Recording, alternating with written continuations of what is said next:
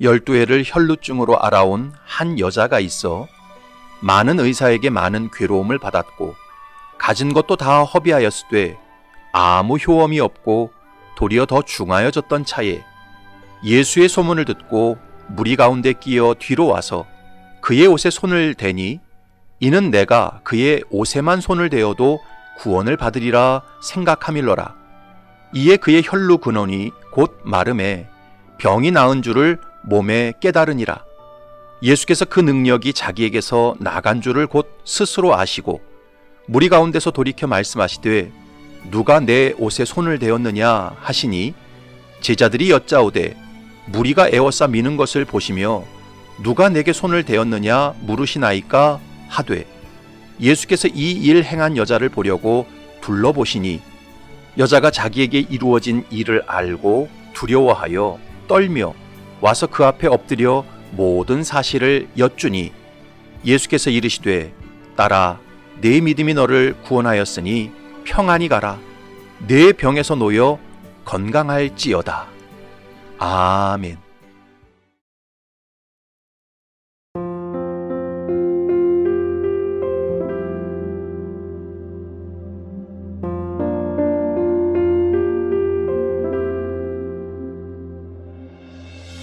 사람은 누구에게나 인정받고자 하는 욕구가 있습니다.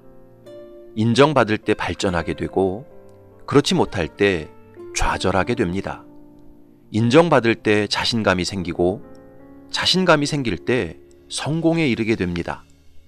그러나 인정받지 못하면 자신감을 잃게 되고 삶의 의욕까지 상실하게 됩니다.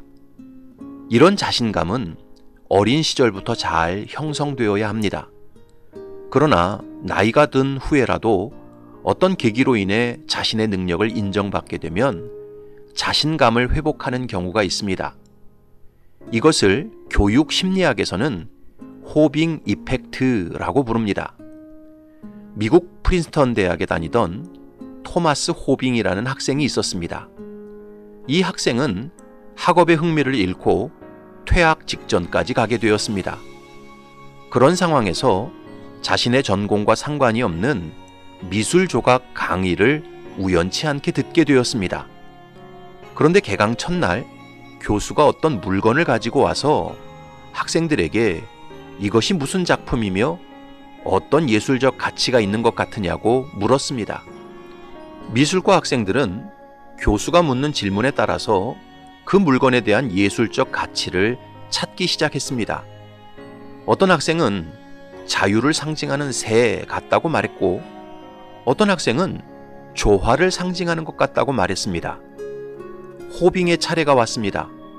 그때 호빙은 자신은 예술품에 대해서 잘 모른다고 솔직하게 말한 뒤 생각이 나는 대로 저는 예술적 가치가 없어 보이고 너무 매끈해서 무슨 기계처럼 보입니다 라고 대답했습니다. 그런데 교수가 보여준 물건은 바로 산부인과에서 쓰는 기계였던 것입니다. 그 기계를 미술과 학생들은 단순한 기계로 보지 못하고 온갖 예술적 의미를 부여했던 것입니다.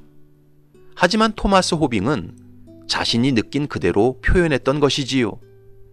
이런 토마스 호빙의 대답에 교수가 크게 인정을 했고 그의 안목을 알아주었습니다. 그날의 사건으로 인해 토마스 호빙은 전공을 미술로 바꾸었고 나중에 뉴욕 메트로폴리탄 미술관에서 큐레이터로 일하게 되었습니다. 예술품 감정의 최고의 실력자로 거듭나게 되었지요. 토마스 호빙은 학업에 흥미를 잃고 퇴학을 고민했지만 우연한 계기로 인정을 받게 되면서 자신의 능력을 발휘하게 되었습니다. 여기서 호빙 효과, The Holding Effect라는 말이 생겨났습니다. 오늘 본문에 보면 예수님께서는 회당장 야이로의 집으로 가고 계시는 중이었습니다. 수많은 군중들이 예수님을 따라가면서 서로 밀치고 부딪히는 상황이었지요. 바로 그런 상황에서 12의 혈루증을 앓던 여인이 군중 속에 섞여 들어왔고 서로 밀치고 부딪히는 상황을 이용해서 예수님의 옷자락을 한번 만졌습니다. 27절을 보면 예수의 소문을 듣고 무리 가운데 끼어 뒤로 와서 그의 옷에 손을 대니, 여기 옷에 손을 대니 라는 구절을 원문 성경으로 살펴보면 딱 한 번 스치듯 된 것으로 표현되어 있습니다. 일반인으로서는 누구도 알아챌 수 없는 은밀한 터치였습니다. 그런데 예수님께서는 혈루증 앓던 여인의 그 한 번의 터치를 즉시로 알아채셨습니다.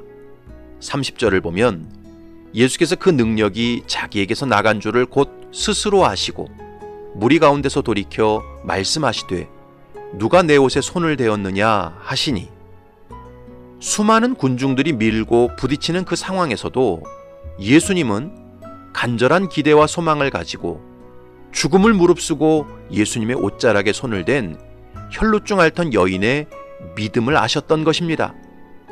그래서 가던 길을 멈추시고 군중들을 돌아보시면서 누가 내 옷에 손을 대었느냐라고 말씀하셨던 것이지요. 이런 예수님의 물음에 대해서 무지한 제자들은 자기들 수준으로 대답했습니다. 31절을 보면 제자들이 여짜오되 무리가 애워싸 미는 것을 보시며 누가 내게 손을 대었느냐 물으시나이까 하되, 제자들은 무지무각한 인생에 불과했기 때문에 그 속에 있는 사정을 전혀 알지 못했습니다. 그러나 예수님은 하나님의 아들이셨고 모든 상황과 사정을 속속들이 알고 계시는 분이셨기 때문에 혈루증 앓던 여인의 터치를 아셨던 것입니다. 그녀의 고통과 믿음을 다 아셨던 것입니다. 사실 예수님께서 누가 내 옷에 손을 대었느냐라고 물으신 것은 예수님 옷에 손을 댄 사람이 누군지 정말 몰라서 물으신 것이 아니었습니다.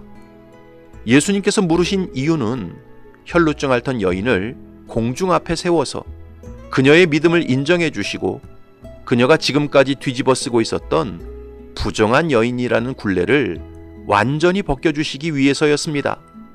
32절부터 34절을 보면 예수께서 이 일 행한 여자를 보려고 둘러보시니 여자가 자기에게 이루어진 일을 알고 두려워하여 떨며 와서 그 앞에 엎드려 모든 사실을 여쭈니 예수께서 이르시되 딸아, 내 믿음이 너를 구원하였으니 평안히 가라. 내 병에서 놓여 건강할지어다. 예수님께서는 혈루증 앓던 여인을 향해 딸아 라고 부르셨습니다. 헬라어 원문을 보면 뒤가테르라는 말로 되어 있습니다. 이 뒤가테르라는 말은 실제적인 부녀 관계에서만 쓰는 말입니다. 그러니까 혈루증에 걸려서 온갖 고생을 했던 그 여인은 스스로 나는 하나님께 버림받은 사람이고 저주받은 사람이다 라는 부정적인 자의식으로 가득했습니다. 그런데 그런 여인을 향해 예수님께서는 뒤가테르, 딸아 라고 부르셨던 것입니다. 무슨 뜻입니까? 너는 버림받고 저주받은 존재가 아니라 하나님의 사랑을 받는 딸이란다. 이것을 인정해 주셨던 것입니다. 뿐만 아니라 내 믿음이 너를 구원하였으니 평안히 가라. 내 병에서 놓여 건강할지어다 라고 말씀하셨습니다. 그녀의 믿음을 크게 인정해 주셨고 앞으로 그녀의 미래가 건강과 평안으로 충만할 것을 확실하게 선포해 주셨습니다. 그러니까 예수님은 아무리 많은 군중이 애워싸고 있어도 혈루증 앓던 여인의 그 은밀한 고통을 분명히 아셨고 죽음을 각오한 믿음을 확실하게 아셨습니다. 그래서 그녀를 공개적으로 세우셔서 모든 것을 인정해 주셨습니다. 그로 인해 혈루증을 앓던 여인은 단순히 육체의 질병만 고친 게 아니라 신앙도 회복되었고 꿈도 회복되었고 무너진 삶의 모든 관계도 회복되었습니다. 하늘의 신령한 은혜와 땅의 기름진 복을 다 받아 누리게 되었습니다. 이런 예수님의 놀라운 행적을 보면서 오늘을 살아가는 성도들은 분명하게 깨달아야 합니다. 우리가 믿는 예수님, 우리가 섬기는 하나님은 저기 높고 높은 별 너머 어딘가에 계셔서 내 사정과 형편을 전혀 모르시는 분이 아니십니다. 내 믿음과 헌신을 전혀 못 보시는 분이 아니십니다. 아무리 과학이 발달하고 시대가 복잡해져도 하나님께서는 내 모든 고통과 아픔을 정확하게 아시고 나의 순전한 믿음과 치열한 헌신을 다 보고 아십니다.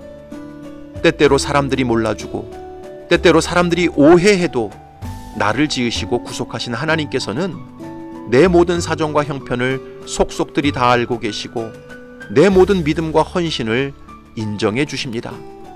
성경은 분명히 말씀합니다. 이사야 49장에서 여인이 어찌 그 젖 먹는 자식을 잊겠으며 자기 태선한 아들을 긍휼히 여기지 않겠느냐. 그들은 혹시 잊을지라도 나는 너를 잊지 아니할 것이라. 내가 너를 내 손바닥에 새겼고 너의 성벽이 항상 내 앞에 있나니 네 자녀들은 빨리 걸으며 너를 헐며 너를 황폐하게 하던 자들은 너를 떠나가리라. 시편 56편에 말씀합니다. 나의 유리함을 주께서 계수하셨사오니 나의 눈물을 주의 병에 담으소서. 이것이 주의 책에 기록되지 아니하였나이까. 요한계시록 21장에서 말씀합니다. 내가 들으니 보좌에서 큰 음성이 나서 이르되 보라, 하나님의 장막이 사람들과 함께 있음에 하나님이 그들과 함께 계시리니 그들은 하나님의 백성이 되고 하나님은 친히 그들과 함께 계셔서 모든 눈물을 그 눈에서 닦아주시니 다시는 사망이 없고 애통하는 것이나 곡하는 것이나 아픈 것이 다시 있지 아니하리니 처음 것들이 다 지나갔음이로라. 사랑하는 성도 여러분, 우리가 믿는 하나님은 이 지구상에 아무리 사람이 많아도 나의 고통과 눈물을 아십니다.